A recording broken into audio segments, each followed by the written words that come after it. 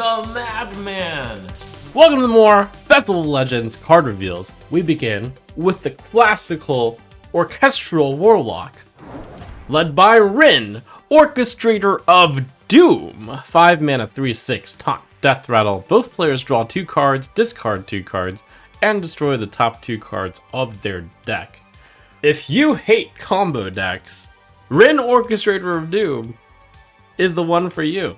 This card disrupts a full 1/7 of the opponent's deck against any combo deck who relies on 1 or 2 or 3 particular cards to win the game. Rin, Orchestrator of Doom could certainly break that combo, and this single card could just outright win you the game. The catch is, this card appears to be quite bad against anything that isn't combo. Reason being, 5 mana, 3/6 taunt. I mean, that is the same stats as the Fen Creeper that Rin famously rides on. In fact, maybe that's why the stats are this way.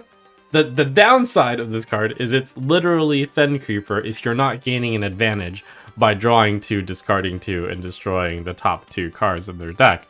So presumably you're going to be playing some sort of discard synergy deck. Maybe that exists. We have yet to see more of the Warlock cards. So really interesting card. Maybe it's a good card to put in the ETC sideboard. Hard to imagine a world where this card is run outright, but we'll see. Now, speaking of combo decks for Rin to destroy, we have Rogue, who features a combo mechanic. Disc Jockey, 2 mana, 4/1 Mech Beast combo, add a random combo card to your hand. This reminds me a bit of World Kick Master, which for a brief moment in time was the strong rogue deck. So, you add enough decent combo cards and sometimes you can actually have just outright a value tempo deck.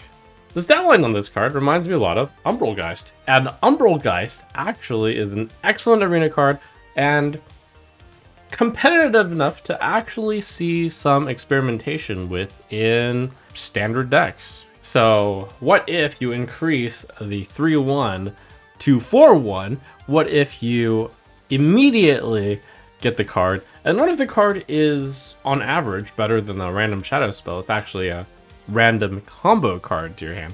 So the problem is you don't necessarily know how good the combo pool from Rogue is. Reason being, we don't know what the core set is going to be, what the combo cards in the core set will be. But if they are good, combo Rogue really could be a thing.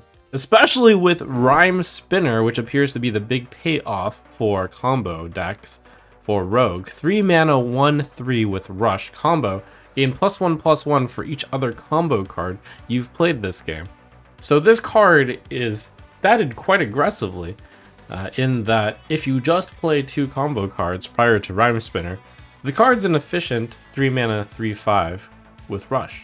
Now, if you're playing Rhyme Spinner though, I'm certain that you're going to attempt to play more than just 2 combo cards before you're playing Rhyme Spinner. That is, unless you get into the other side of Rogue. Rogue is also about self-bouncing cards. So you thought Shadow Step was problematic, and that's actually a card that has some players whining or commenting, "Oh man, I sure hope Shadow Step rotates out of the core set. That mana cheat provided often breaks Rogue." Well, you know what? Shadow Step might actually rotate out of the core set because we have 2 new Shadow Step-like cards. Breakdance, a 1 mana, return a friendly minion to your hand, summon a dancer with its stats and rush. So suppose that you get your Rhyme Spinner all the way up to a 10-12.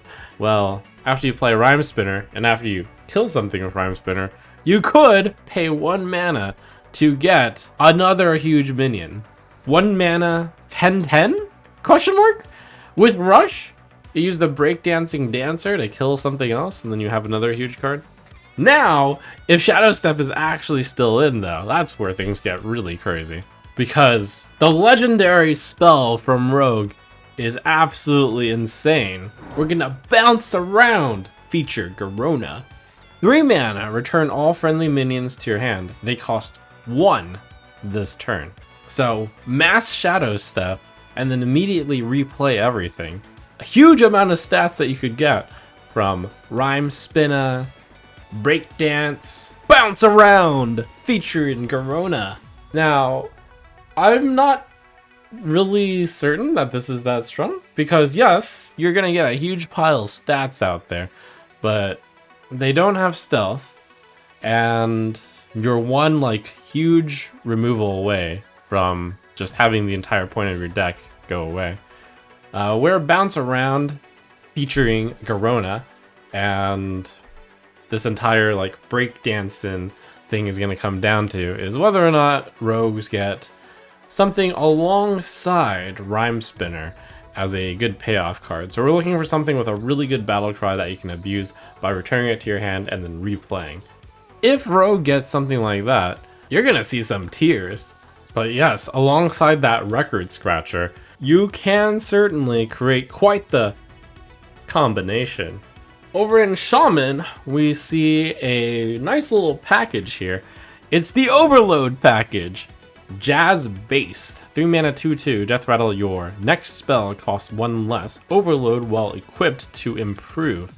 So this is the baseline of the Overload package, where you are trying to play the Jazz base and then play a bunch of Overload cards. And then from that Death Rattle on the Jazz base, you can play a big spell, such as Altered Chord. 5 mana Lifesteal, deal 5 damage to a minion, cost 3 less if you're overloaded. So 2 mana, deal 5, and heal 5 is pretty sweet.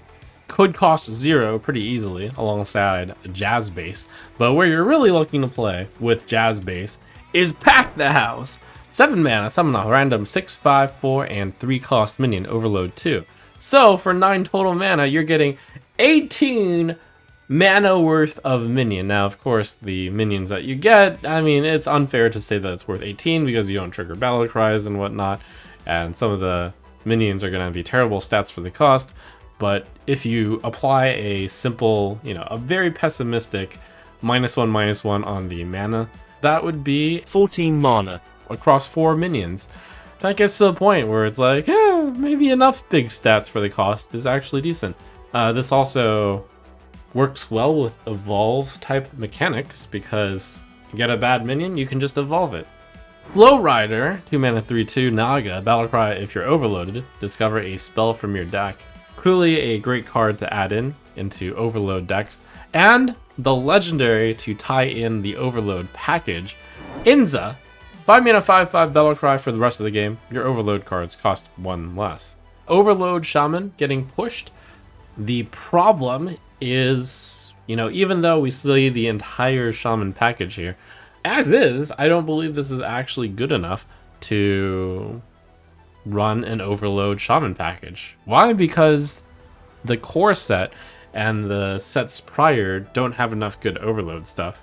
But the core set is rotating, so right now we're in a state of like, actually, even though the entire overload package may very well have gotten revealed for Festival of Legends, we still don't know how good the overload stuff is, because we don't know a lot of the overload cards that are going to be in the core set. So looking forward to seeing what's in the new core set, and as always, it's fun to look at these Festival of Legends packages together.